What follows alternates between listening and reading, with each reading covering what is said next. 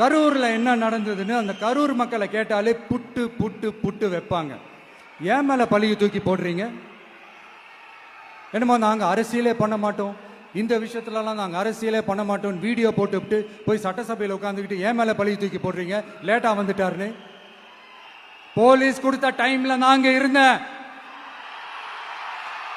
நாமக்கல்ல இருந்து கரூர் வர வழியில இருந்த மக்கள் எல்லாரையும் நான் என்ன அம்போன்னு விட்டுட்டு வர சொல்றீங்களா?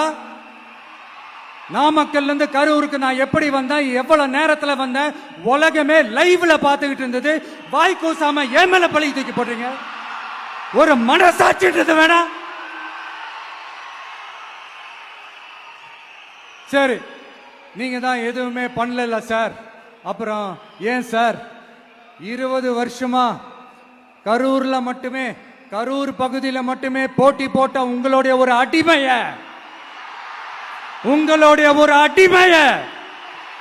ஏன் கோயம்புத்தூர் வரைக்கும் ஓட வச்சீங்க?